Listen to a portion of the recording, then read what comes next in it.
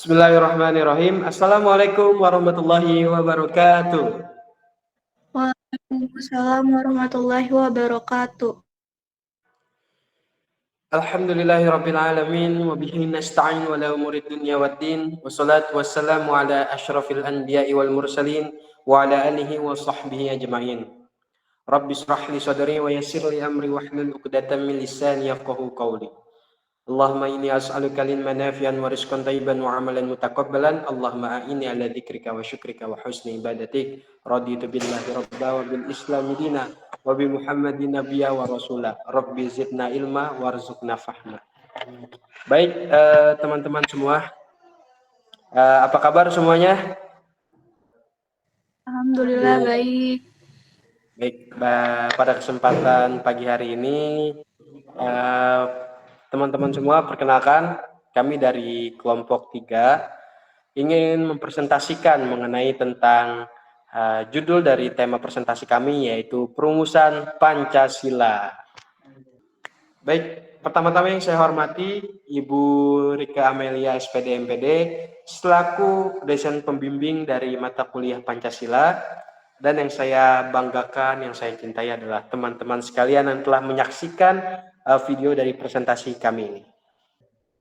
Baik, selaku itu saya akan memperkenalkan diri terlebih dahulu untuk anggota-anggotanya. Yang pertama itu ada Randu Bintang Darmawan selaku presentator terakhir. Selanjutnya yaitu ada Ratna Mauren Sakaila. Mana Ratna?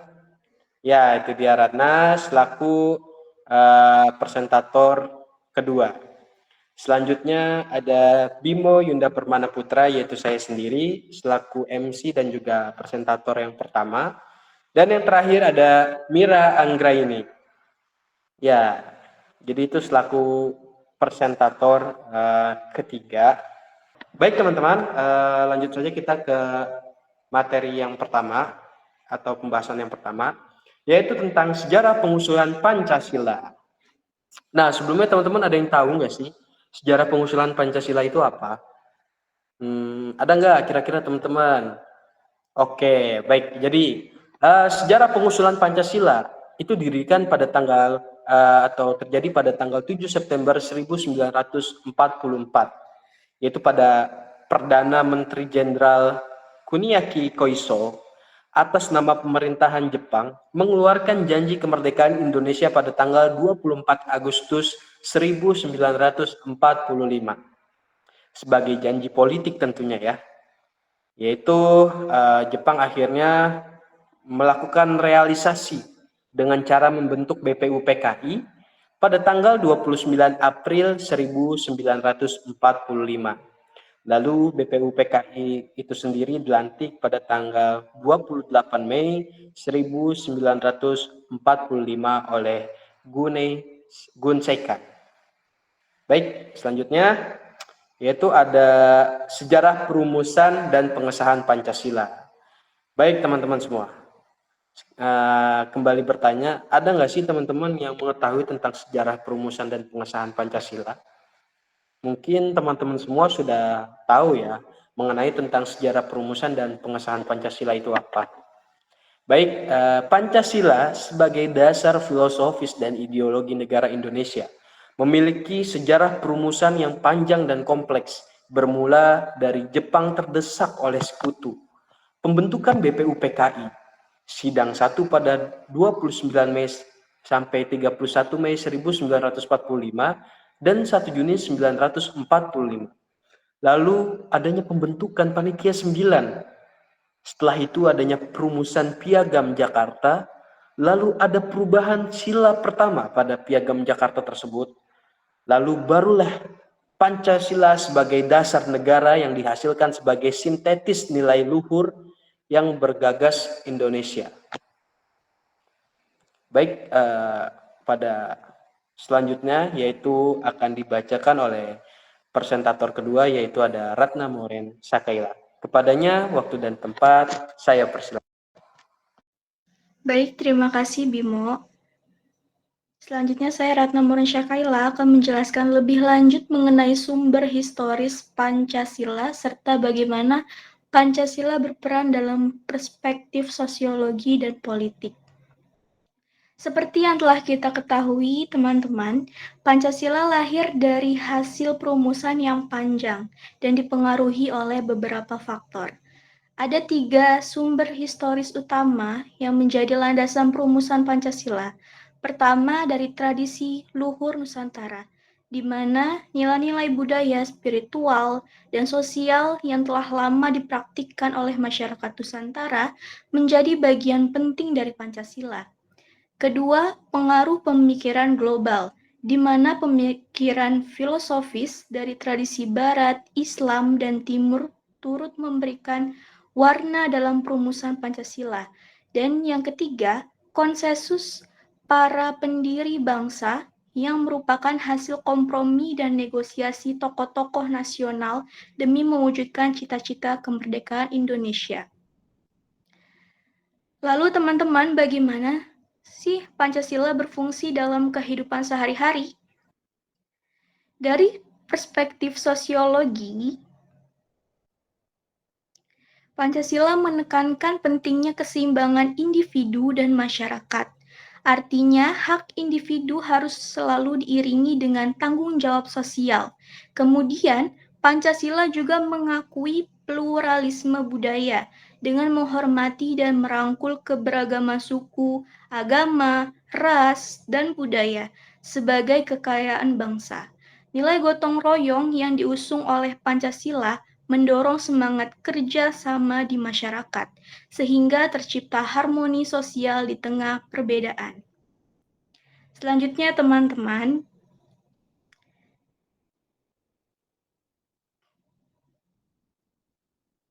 jika dilihat dari perspektif politik, Pancasila adalah ideologi nasional yang menjadi dasar bagi kehidupan politik dan pemerintahan Indonesia.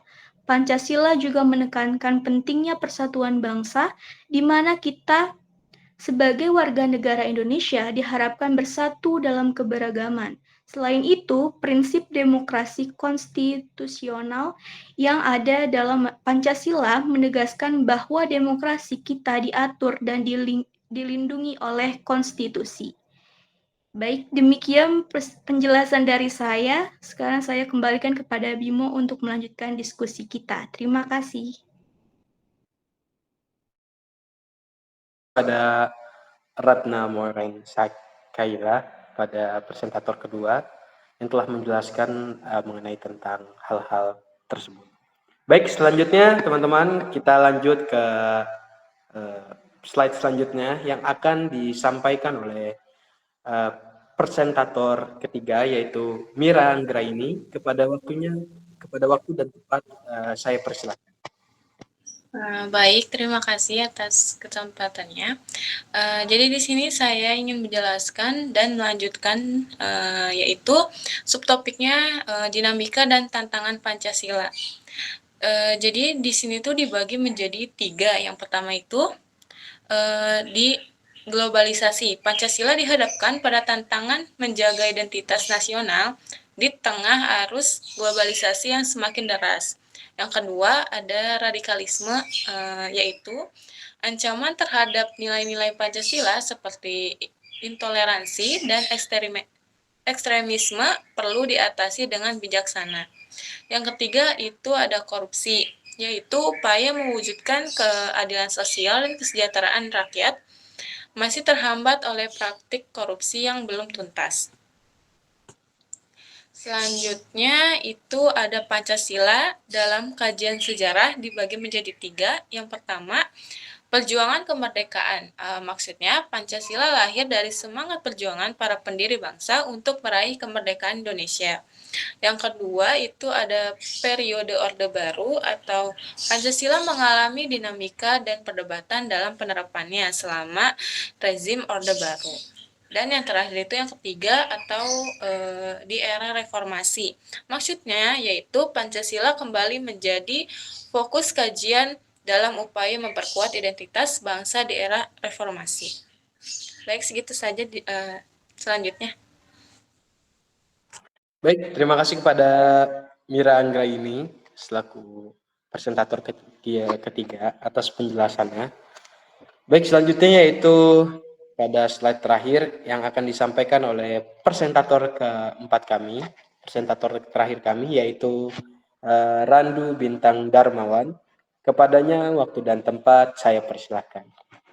Oke, terima kasih Bimo atas waktunya. Baik, saya Randu Bintang Darmawan ingin melanjutkan subtopik yang berjudul Upaya Memperkuat Pancasila di Era Globalisasi. Ada 3 nih. Yang pertama, pendidikan Pancasila. Memperkuat kurikulum Pancasila di semua jenjang pendidikan untuk menanamkan nilai-nilai luhur bangsa Indonesia. Yang kedua, dialog antar budaya. Memfasilitasi dialog dan pertukaran budaya sebagai upaya memelihara keberagaman dan kerukunan di bangsa Indonesia. Dan yang ketiga, penegakan hukum. Menegakkan supremasi hukum dan keadilan sebagai landasan dalam kehidupan berbangsa dan bernegara. Oke, selanjutnya ada urgensi Pancasila sebagai landasan kehidupan berbangsa dan bernegara. Ada 3 juga nih. Yang pertama, ideologi nasional. Pancasila menjadi landasan filosofis bagi kehidupan berbangsa dan bernegara. Yang kedua, pemersatu bangsa. Nilai-nilai Pancasila menjadi perekat keberagaman suku, agama, ras, dan budaya. Dan yang ketiga, etika berbangsa. Pancasila memberikan pedoman moral dan etika dalam kehidupan bermasyarakat. Baik, itu saja dari saya kembalikan kepada MC Bimo. Baik, terima kasih kepada Randu Bintang Darmawan selaku presentator keempat dan terakhir atas penjelasan dan pemaparannya. Terima kasih juga saya ucapkan kepada teman-teman saya, yaitu ada Ratna Morensa Kaila, Damira Anggraini, dan juga Randu Bintang Darmawan.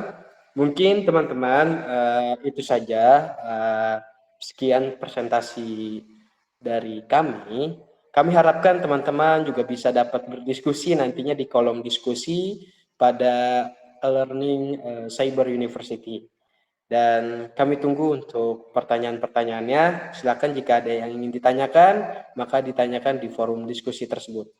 Mungkin itu saja dari kami selaku kelompok ketiga dari Prodi Digital Entrepreneur kelas 211A23. Kami mohon maaf apabila ada kesalahan baik dari tutur kata maupun tingkah laku kami yang kurang berkenan ataupun kualitas video nantinya yang akan kurang memadai. Mungkin itu saja dari kami. Saya pun selaku MC atau moderator memohon maaf apabila ada kekurangan baik dari segi tutur kata saya maupun tingkah laku saya yang kurang berkenan di teman-teman semua. Mungkin itu saja dari kami. Kurang lebihnya mohon maaf. Nun wal qalami wa mayasturun. Fastabiqul khairat ammar ma'ruf nahi mungkar. Wassalamualaikum warahmatullahi wabarakatuh. Terima kasih teman-teman semua.